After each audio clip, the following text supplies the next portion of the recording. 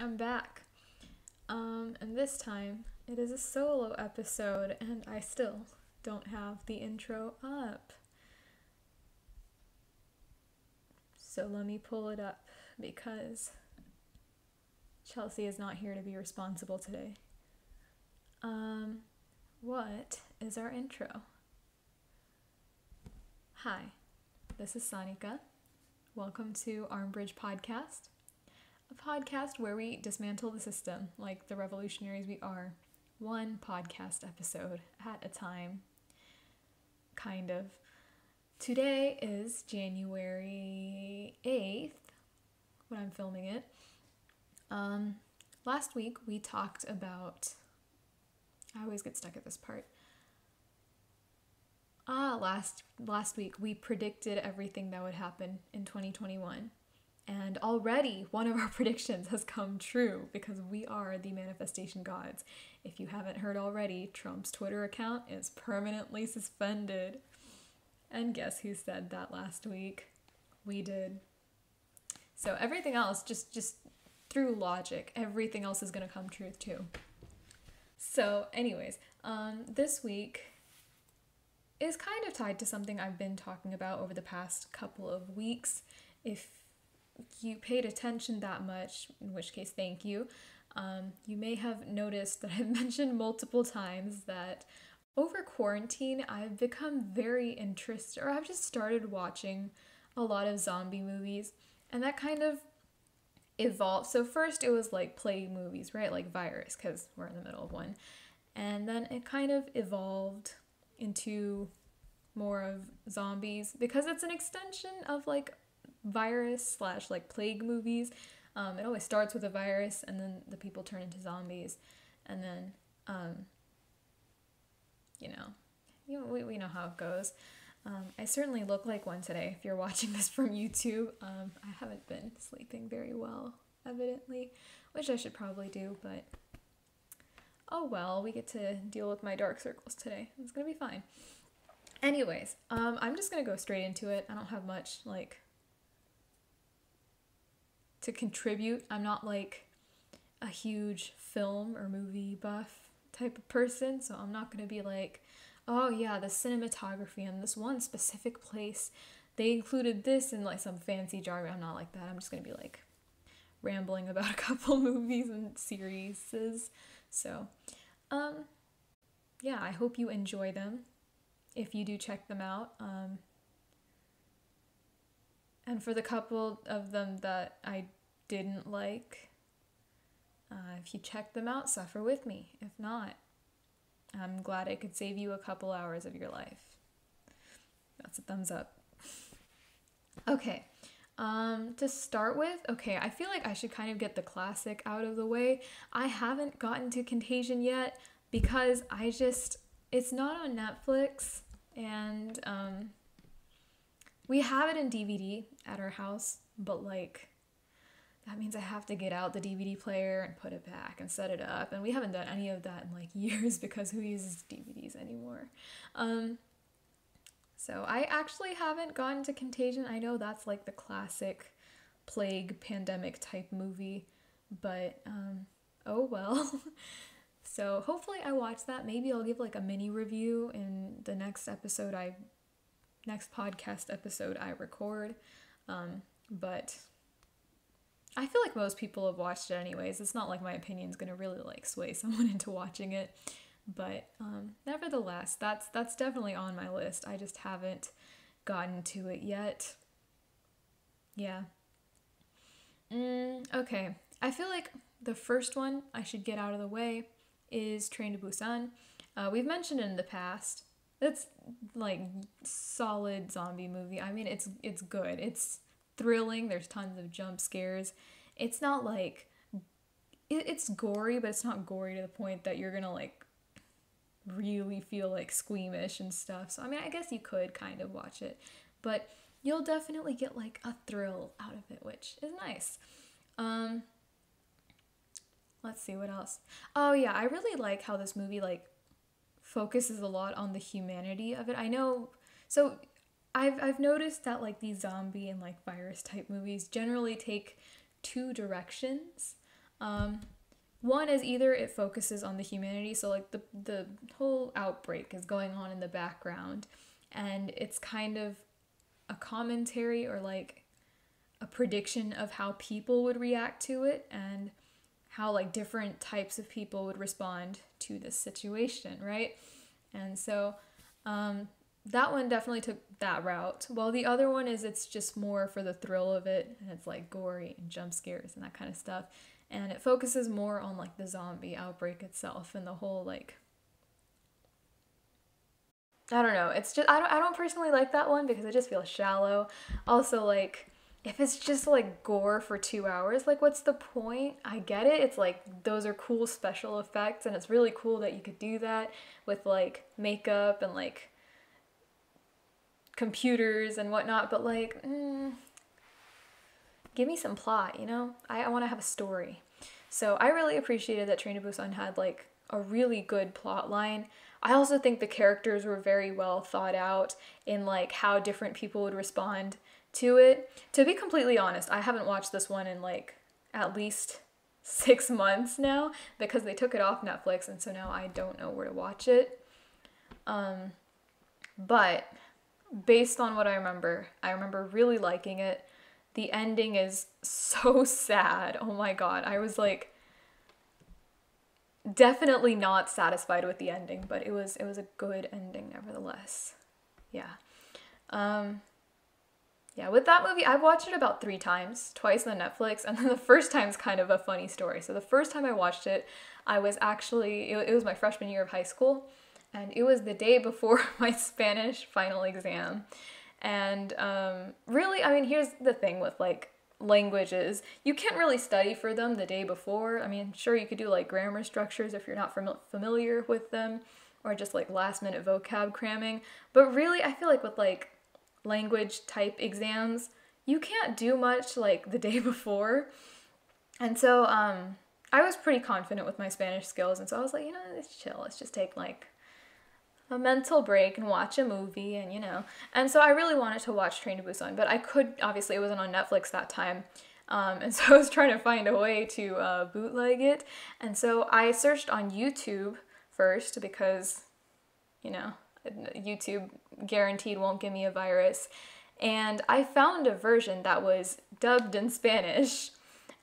So my first watch through of that movie was entirely in Spanish with no subs or anything like that. It was a fun time, but I mean, I understood it pretty well, and actually it turned out to be a really good review for my exam the next day because I ended up getting an A on it, which was fantastic. So that was like my first impression of the movie. I don't know, that was the first time I watched it, and then I watched it twice again in Korean with English subs, and I understood it a little bit better that time, but it was a good movie. I liked it enough and understood enough of it the first time that I wanted to watch it again. So if you haven't watched it, definitely watch that one. Peninsula came out earlier last year. Oh my god, that's last year now. 2020 is behind us, but 2021's not too much better, honestly. Anyways, Peninsula came out. I don't know where to watch it. Maybe I'll watch the Spanish dub version on YouTube again, but I don't know. I didn't hear much about it, so if I do, it'll probably be towards like the end of the list. But we'll see. I don't know. The premise of it seems interesting, so we'll see. Next in line is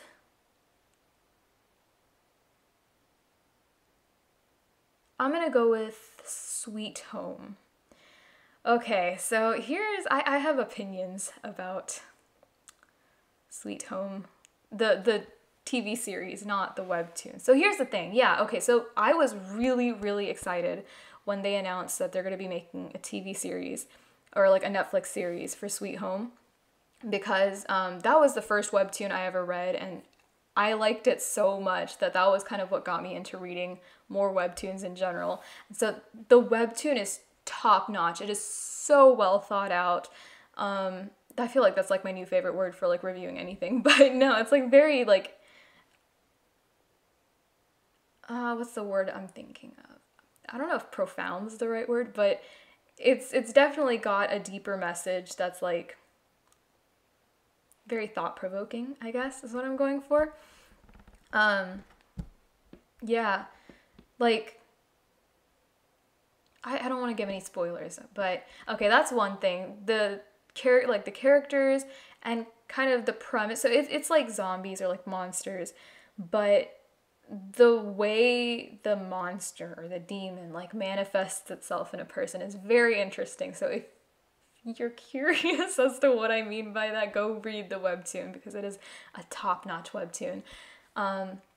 Another thing about it was that like I never thought I would get scared of like drawings, of illustrations. Like that's just never been a thing. Even like obviously I see like artwork from other people and I've never been like scared by a drawing, but like this webtoon, the illustrations are just so well done and not like detailed. Like it's not gory in that like it's hyper realistic or anything like that.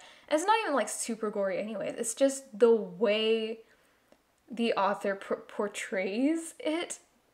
I don't know what it is about his style, but genuinely I was terrified. Like I couldn't sleep because of a drawing, which like, at least for me, it's really hard to scare me with like an illustration. So super great job on that. If you want to get into the series, definitely read the webtoon. But the drama, I didn't like it at all. And I went in with such high hopes, and when I found out it was on Netflix, I was like, oh my god, yes, I can finally watch it. And quite frankly, I only got through like 1.5 episodes. I think it was like maybe 2.5, something like that. Regardless, it wasn't much. One, because it kind of took the route that I was describing earlier, where it's like just gore and special effects for like the whole thing. And here's the thing, each episode is like an hour long. And so it's just an hour of like special effects and gore and like people screaming and like blood and like all these horrible things. And I'm just like, ugh. I felt like puking at least like 3 times per episode. And so I didn't like it. And it didn't have this, maybe I just didn't watch it enough and it would kind of come full circle later in the series, but it just didn't have the same depth as the original webtoon did. And I felt like I was just grossing myself out for like an hour of my life each day, and so I stopped. I would give the webtoon is like 20 out of 10. Fantastic. It is. Is my brother laughing or crying? He's laughing. I don't know what he's laughing about. Anyways, the webtoon's 20 out of 10. It is amazing. Like I cannot praise it enough. The TV series, the drama, I'd say like 2 out of 10. I don't know. The special effects are really cool, so I don't want to like downplay that. If you're into that, then like I'd say watch it. But it's, I don't know, I just was not impressed by the plot or anything like that, so I didn't like it very much. So that was there. After that, I also watched Kingdom, the Netflix series as well. This one, on the other hand, oh man, where do I even begin with Kingdom? Like, fantastic. It is, okay, so I watched it and then I checked like the Rotten Tomatoes and like the critics' reviews about halfway through season 1 because I was like, holy cow, this is really, really good and I hope it's getting recognized by someone. And lo and behold, it's like, I think it was like 96% on Rotten Tomatoes or like 97%. Like it's really, really, really highly rated.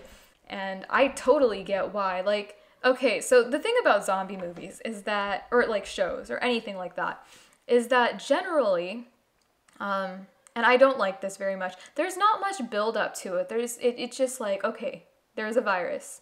People are infected. Okay, now everyone's dying. Okay, this is the survival story. But the build up for this is so intricate. Again, I don't want to give any spoilers, but there's just many, many, many layers to how the disease spread. Okay, so basically the premise is, this is also really cool. I'm just like jumping all over the place. Bear with me, I'm sorry. Also, let me go get some water real quick because my voice doesn't like me right now. Okay, so where was I? Right. Okay, so the premise of the whole series is that it's like a historical drama combined with like a zombie show thriller type thing. Um, which when I read it, I was like, how is this gonna work? Like those are two very sharply contrasting genres, but they really, really made it work. Like I am so beyond impressed with this show. Um, I'm this close to finishing season one, and it's only 2 seasons, so I'm basically halfway through it, and like, y'all. So yeah, again, basically it's like a historical drama paired with like a zombie type movie type trope. I love my vocabulary. It's just been steadily deteriorating over the course of quarantine. Um, but it's kind of cool because I feel like we often like we have these zombie movies and stuff set in like the modern time period. So it's like we have modern technology and stuff like that. But it's cool to see like how would people have dealt with it before we had all of this to help us, before we had like phones or like more efficient transportation or like more efficient communication, because I think one of the biggest aspects of survival is like communicating with other people across long distances, like, hey, this is a thing that's happening, you should probably stay safe, or hey, I'm a survivor, come get me, that kind of stuff. So it's really interesting to see like the dynamic between people and like between the like cities and between different kingdoms, province, I don't know, and kind of like how they communicate and deal with it without the help of modern technology. On top of that, the outfits and the sets are so beautiful. And it's just really sharply contrasts with like the zombie trope. Like historical drama and like zombies, they're like very different, but it's cool to see them like together in one show and then very, very well done. And so going back to the whole thing about like the buildup having tons of layers, basically they really, really clearly established like what started it, like who started it, how they got it, and then how it spread to other people, and it's not even just like, it's not rushed at all. Like it makes perfect sense how things turned out the way they did and why certain people did certain things that led to the spread of the disease. And I don't know, just all of it's lovely. The characters are amazing too. Like I feel like it kind of has that feel where it's like no one's a true hero or anything like that. Like even the main character, although he's like trying to be honorable and all, there's still like clear flaw. I don't know. It's just the characters are also very, very well developed. What else do I have to say about it? Oh yeah, suspense. One thing I like about this one is that like its cliffhangers are not abrupt in that like you're just like left midway through something. Like it has a resolution, but it's also like, oh my god, this opened another door. How is this gonna pan out? It's very intricate. There's so many layers to each and every single episode, and how go watch it. I don't know. The more I ramble, the more disorganized my thoughts will end up. So just watch it. Kingdom. It's amazing. Like, again, 20 out of 10. Do I have anything else to say about it? Ah, yeah. I think one of the other things I also liked about it, before I move on to like my last, I think. Is it my last? No, I'm sure I watched another one. Anyways, yeah, one thing I really liked about it before I move on to the last movie is that there were a lot of like parallels to the real world, especially like in the coronavirus. It's very easy to see some of these parallels. One of the ones that stood out to me most is, okay, this is a spoiler, so if you don't want to hear it, skip ahead a little bit. I'll tell you. Well, I can't really do that. I don't know, just skip ahead a little bit until I'm not talking about Kingdom anymore. But there's a certain point in the series where like the aristocrats and like upper class, they kind of like leave their people stranded and flee on a boat once they find out that the virus or the like outbreak has infiltrated their area. And so I don't know, that like I watched that episode right around the time a bunch of senators got their vaccines, and said senators were the same ones that were calling the virus a hoax or not as bad as it really is. And so I just thought that was very reminiscent of, I thought that scene was very reminiscent of what's going on here right now. Yeah, basically like they're the ones that screwed over the lower classes in the first place, and now they're the first ones to go to safety. And it's just infuriating to see because it's hypocritical and unfair. But that's one parallel among many, many others that I was like, huh, as I watched the series over the past month. So, okay, that's enough about Kingdom. I literally could like not stop talking about it. If I want to go into spoilers, I can, but I won't. And just go watch it. Like, take my word for it. This is one series you have to watch. You must. Just kidding. This is not the last one. There's one more. It's not quite zombie or virus, but it kind of sort of has a virus like involved in it. So that's close enough for me. Also, I really, really liked that movie, so I think it's worth mentioning. Okay, so second to last movie is Alive. This one is also on Netflix. It's good. It's all right. Okay, so I had a friend tell me to watch it because she was like, well, okay, so I showed her Train to Busan because she wanted to watch like a thriller type thing that day, and I was like, I got a movie for you, and because well, she really liked it, and then she was like, Sanika, you should watch Alive because I really, really, really like that one too. And so I was like, okay, cool, I'll check it out. And so I checked it out just last week actually, and it was good. I honestly, it was all right. I don't know if I just like missed stuff from it, but to me it was a good, entertaining, thrilling zombie movie.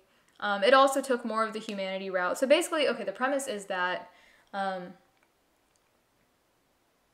did I not give the premise for like any of the earlier stuff? Oh my god, I didn't. Oh no. I'll go through the premises of those after I give this one. But the premise of Alive is basically that there is a zombie outbreak, and this one guy, he's stuck in his room, and it's basically like how he survives in his apartment alone. And it tackles like a bunch of stuff. So it's like running out of food, and then like you meet one other survivor, and it's like, how do you communicate to, so basically he meets another survivor. I hope this is not a spoiler. Whatever. He meets another survivor that's like across his apartment. And so the whole issue of like how to communicate across without like cell service or without any internet or without any of that comes into play. I also think that since this one's a much newer movie compared to a lot of the other ones, I really like how they like implemented like really, really new technology into this movie. Like they had drones as like a significant part of how they like survive. They used drones for the survival. They used a lot of like newer stuff like streaming and like social media. And I think they did a really good job like showing how like if hypothetically humanity were to actually experience a zombie outbreak, how we would use like our new and like really, really like more advanced technology to survive it. And I thought that was really smart on their end, just because I hadn't seen it in any other like movie of this sort yet. So I thought that was cool. I had a thought earlier and then I just went on this huge tangent and now I forgot my original thought.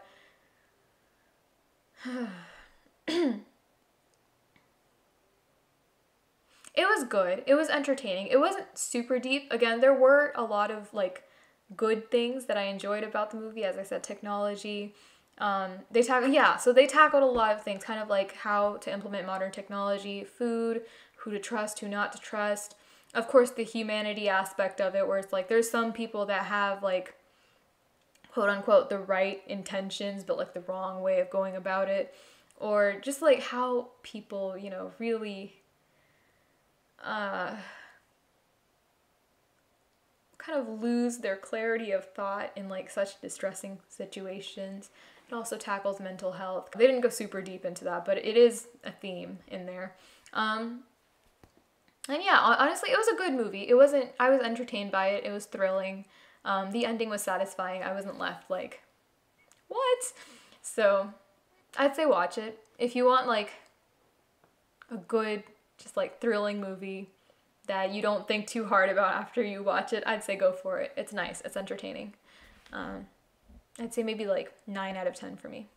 Okay, and the last movie is V for Vendetta. As I said, this one's not really like a virus or a zombie movie. There is a virus kind of included in the plot, and it was a significant part to like the build up and like how they got to their current state and whatnot. So I think it's like still worth mentioning. Also, like that it was a fantastic movie. Oh my god, I cannot recommend it enough to anyone. I like literally, so like me and my friends, we FaceTimed for Christmas and did like that Secret Santa thing, and I just forced them to watch V for Vendetta on Netflix party. I was like, listen, we're watching this, I don't care what y'all say. And they liked it too. It was really cool. So I don't even know where to start with this movie. Like, it's mind-blowing. It's legitimately just mind-blowing. Again, the parallels to like our actual society, there are so many things. It's basically a commentary on a lot of things that are like wrong with modern society. But its premise is basically that like it's dystopian. It takes place in a not too far future, according to Netflix's description, which yeah, it's kind of, I'd say since it was made in 2006, I'd say it's probably intended to be around now. And basically like it follows the pattern of any dictator's like rise to power, or any like oppressive leader's rise to power, where it's kind of like it starts with like hunger and famine and like disease, and all these things kind of put like the citizens into like this like hopeless situation. And because of that, any leader that's like manipulative or can easily coerce a population, they can easily rise to power. And that's exactly what happened. So that's kind of where the movie starts. That's where it takes place. There's a lot of stuff on like propaganda, surveillance, that kind of stuff, you know, like dystopian, the common dystopian tropes. But, God, I can't say anything without spoiling it. But again, there's just so many layers to the plot. Even after I watched it twice, like I watched it twice. First time by myself, while wrapping Christmas presents, because it's just nothing like a good old dystopian movie to get you in the Christmas feels, you know? So I watched that the first time while wrapping presents, and honestly, I was just putting it on as like a background movie, and then I realized very quickly that it's not a background movie. And so I ended up watching it in my own time later that night, and I really, really liked it, and I kind of left, or I finished the movie knowing like, okay, there's a lot of things I still haven't caught, because it's basically like a domino effect. So he starts doing these certain, the main character, V, starts doing a lot of things in the beginning, and then it just kind of builds. So he keeps, okay, again, spoiler, if you don't want spoilers, skip ahead. If you do, sure. The whole point is that he's supposed to give the people a newfound sense of hope because their current government's oppressive, right? And so he starts doing a lot of things to kind of like as like a plan to like overthrow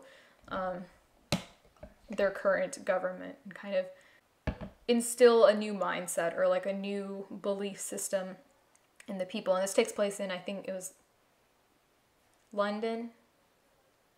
Yeah, like I don't know if it's just the city of London. Well, we're gonna go with that. Regardless, yeah, so that's kind of his goal. But I thought it was really intriguing how they handled, like, so he's wearing a mask. It's a pretty popular movie. If you don't know it, you'll probably recognize it whenever you see the main character. So he's wearing a mask for the whole movie. And I thought the way they portrayed him as a person versus just him as someone that represents an idea, especially using the mask, I thought that was phenomenal. It was, again, I don't want to reveal too much, but it's, oh God, there's so many like very like striking symbolisms throughout the movie. Again, the layers, the way the plot like builds up, the way it was set up to start with, all of it was just mind-blowing, honestly. I still have to watch it like a couple more times because, again, there's still some things I haven't caught. For me, it easily got up to my top 5 favorite movies because I tend to like movies where it's like I could watch it over and over and over and not get bored because there's still so many things I could keep learning each time I watch it. This is exactly like that. Another one was Interstellar, another one was Parasite. All 3 of those movies just phenomenal in that like I could keep rewatching and there's still going to be new things that I pick up every single time that kind of contribute to like this puzzle that is the plot, which I absolutely loved. So V for Vendetta, again, amazing, like 100%, 20 out of 10. It's great. Go watch it. And I think that's it for my whole movie and TV series rant. I realized I didn't ever go back to giving the premises of all of the movies and shows. So I will do that real quick. The premise for, which one's the first? Train to Busan is basically there is a infected deer that kind of goes like rabid. And it spreads to people, and then obviously that spreads across. Does it start in Seoul? I don't know where it starts, but it spreads across the city, and then obviously the train becomes infected. And because it's such a like fast transportation, before the train gets to Busan, the idea is that like you try to contain it as much as possible, and it's like don't let it spread, and like. Yeah, that's not really the premise. What am I saying? But that's kind of the setup of it. And then after that, the main characters are a dad and his daughter. And it's basically like how they survive from there on out. It's good. It'll make you cry for sure. If you couldn't tell, my allergies are just raging again today, so I can't talk. My bad. My voice is too scratchy. I apologize. Deal with it. Which one did I do next? Sweet Home. So it's based on the webtoon. The webtoon's premise is, again, that there are, like, these monsters that start, like... Well, basically, yeah, so humans become monsters, and these monsters... Do I want to give this away right now?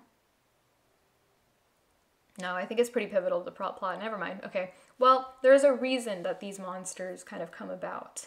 That's, like, a little deeper than just, like, getting infected by another human being, which is cool. So that's the premise, and it takes place also like in an apartment building, and so it's like all the apartment residents are trying to work together in quotes to survive, and it's kind of just the dynamic between all the people and like how they survive, and like when something goes wrong, it's like how do they deal with it, you know, the vibes. So that's Sweet Home. Kingdom, as I said, it's like I think I gave a pretty decent premise for that one. It's a historical drama. It's also a zombie movie, show, TV series. I don't know. Yeah, basically someone is patient 0, and it spreads very quickly across the, I'm going to say kingdom. And basically they're trying, it's a lot of like politics and like class division type stuff and like how they deal with it, how those in authority respond to it, and you know, whether they choose the right path or act out of self-interest and that kind of stuff. It's really, it's a good time. So there's that. Alive, again, it's like zombie outbreak. They're in an apartment building. Instead of multiple people, it's more focused on like one guy and how he deals with like multiple different aspects of 1, isolation, and then 2, surviving the outbreak. And then last one, V for Vendetta, I think I gave a pretty decent summary for that one. So yeah, those are my virus/zombie type movies that I've been watching over the past 6 to 8 months-ish, I guess. And I hope that this helps you a little bit. I don't know, should I do deep questions? I will do one because again, my allergies are just killing me today. Ooh, okay, so it says, how important is play in living a healthy and fulfilling life? I think it's very important, and I take play more in the sense that, like, not necessarily like physically playing like kids do, but more of just like having a more lighthearted approach to life. So that means like when things go wrong, having like a little bit of like a sense of humor about things when they go wrong, not taking life too seriously. I think it's definitely important in living a healthy and fulfilling life because, I don't know, if you take everything very like personally and like really hold it close to your heart, I don't know, it just weighs you down. Like, it's not gonna affect anyone else. Like, I don't know, let's say, and this is like, in the grand scheme of things, a very small, trivial thing to fuss about. Let's say, for example, I were to fail a class this semester. Like, I could either wallow in self-pity and like be super sad about it and be really bummed and just be like, oh, blah blah blah blah blah, life is so unfair, why do I do this, why? Or, yeah, so I could go two routes from there. One, blame others, or two, blame myself. Either way is unhealthy because I'm hanging on for it too long. Or I could just be like, haha, whoops, that happened. Granted, I mean, don't just like make the mistake again, but like learn from it and then just be like, whoops, that happened. Like, in that sense, I think like having a sense of humor or like having just a more lighthearted approach to things that happen is definitely important in living a healthy and fulfilling life. Yeah, so just, I guess, being playful is a good thing because it keeps your heart light, doesn't keep you worrying about too much at once, and it doesn't mean that you're apathetic or like unresponsive to the things that happen in your life. It's just like, yeah, this isn't the best situation, but either I could like really dwell on it and really get in my feels and just really like become sad, or I could be sad for a moment, learn my lessons, pick myself up, and just be like, haha, whoops, look at me. And I'd rather do the latter because it just feels better. Yeah. Okay, that's it from me today. Thank you once again for tuning in. I hope that one of my recommendations maybe piqued your interest. I think all of these are on Netflix. Well, no, Train to Busan's not on Netflix anymore. But everything else is. So if one of them piqued your interest and you have Netflix, definitely go check it out. Thank you for watching. Be sure to follow us on our socials, on Instagram at Armbridge Podcast and on Twitter at Armbridge Pod. Thank you again to Conversation Starters World. I think that's all we have to say. I'm not sure. Oh, now is when I insert my promo for Chelsea. Be sure to check out her podcast too. She has a podcast that she hosts all by herself. If I get on your nerves, then go check her out. It's all her, no me. I'm kidding. But it's called Movie-ish Podcast, where she actually reviews movies that she watches in depth. It's a fun time. It's really interesting if you're into like movies or if you're like a film buff. I'd definitely say check it out. So go listen to her at Movie-ish Podcast, and be sure to tune in to us again sometime next week. Goodbye.